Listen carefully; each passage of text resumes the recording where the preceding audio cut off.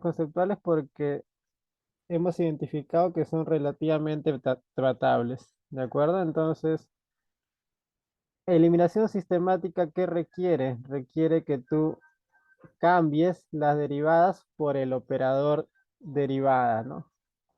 Entonces, empiezo a escribir en términos del operador derivada. Igual la segunda ecuación.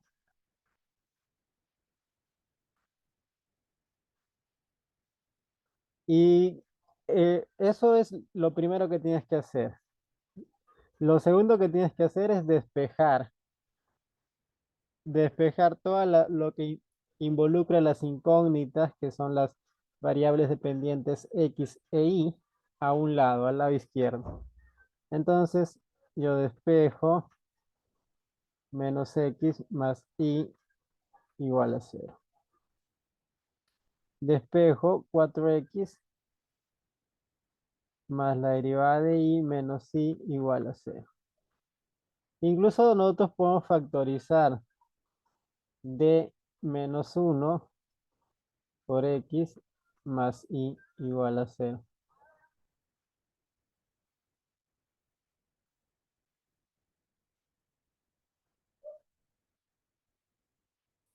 Y una vez que llegas a esta forma es la forma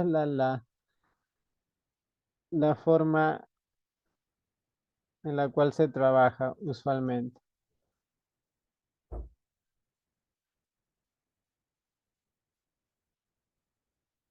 Una vez que llegas a esta forma, ya lo empiezas a tratar como ecuaciones algebraicas, ¿de acuerdo? Entonces, para tratar esto como ecuaciones algebraicas, lo que yo tengo que identificar, por ejemplo, es que,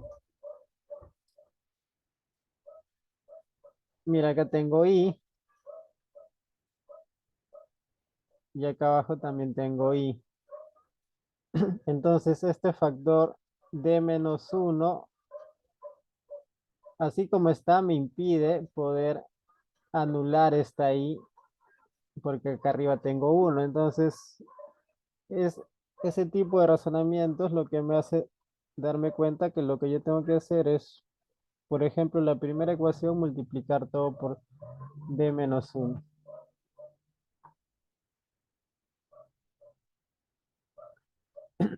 Entonces, multiplicamos la primera ecuación por d menos 1. La otra ecuación va a quedar tal cual.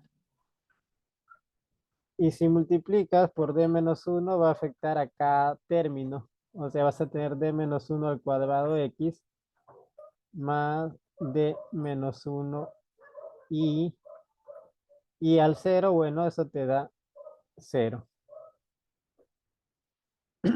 La ecuación de abajo,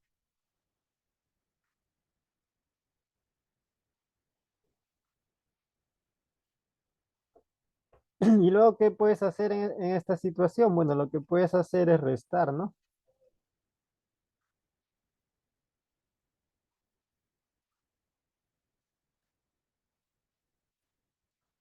Y restando vas a llegar a que se cancela esto de aquí. Y vas a tener d menos 1 al cuadrado x más 4x. Es cierto, ¿no? Que has llegado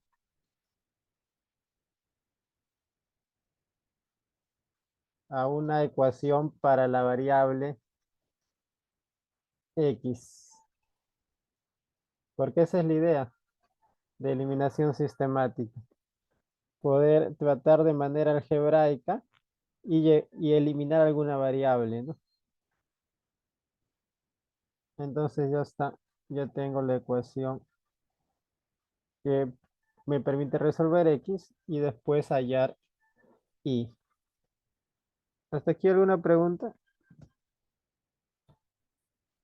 Ahora, ¿cuál es la recomendación cuando aplicas esto? La recomendación es que, mira, si ves d menos 1 al cuadrado, eso lo operes, ¿ya?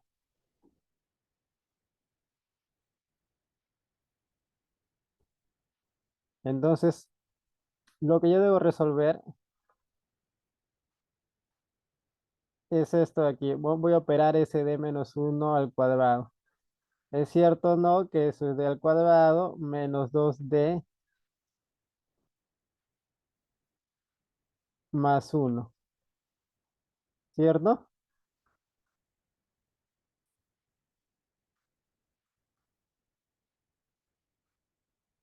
Y entonces, mira, este 4 se puede factorizar, porque acá tengo uno y acá tengo 4. Entonces, esto se puede factorizar como d menos 2d más 5.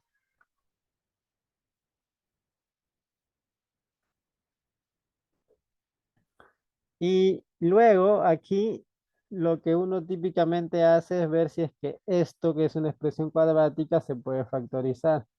Entonces,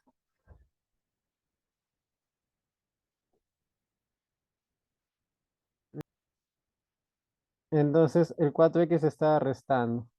Y por lo tanto acá te va a quedar menos 3.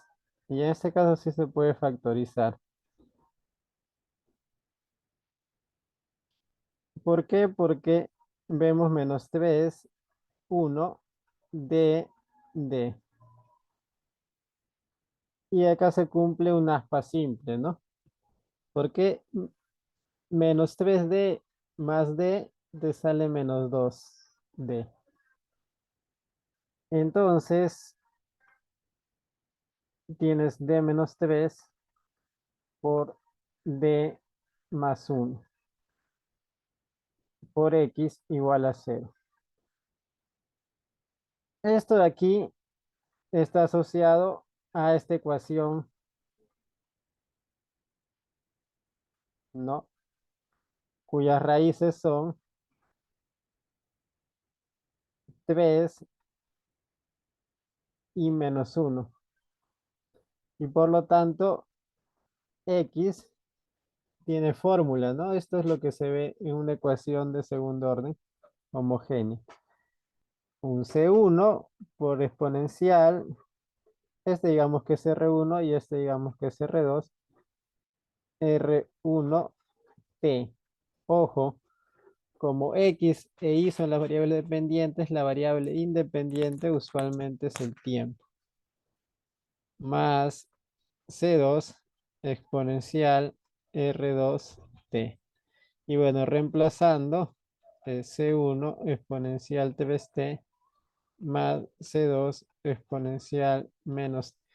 De hecho, esto de aquí lo puedes omitir ya en una solución, pero lo que no puedes omitir es indicar quiénes son las raíces y por qué de acá pasas acá.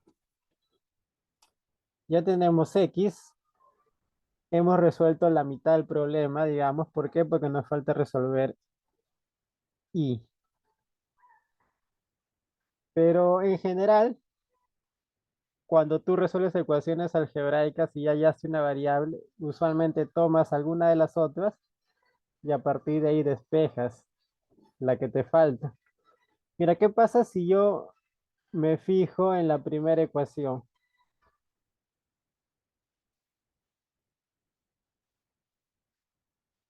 Si de ahí yo puedo despejar y en términos de x, que ya conozco, x sería,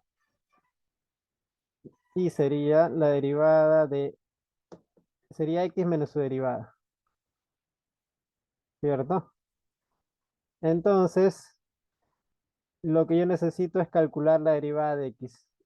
Y ya con eso ya tengo resuelto todo el problema. Entonces acá calculemos la derivada de x. Y la derivada de x no es otra cosa que 3 veces C1 exponencial de 3t, ¿cierto? Y menos C2 exponencial de menos t. Entonces tú te pones a reemplazar. X es C1 exponencial de 3t más C2 exponencial de menos t menos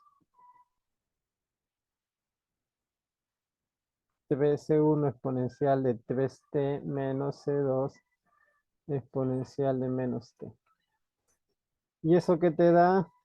Te da menos 2 veces C1 exponencial de 3t y más 2 veces C2 exponencial de menos t. Listo, terminamos esta pregunta.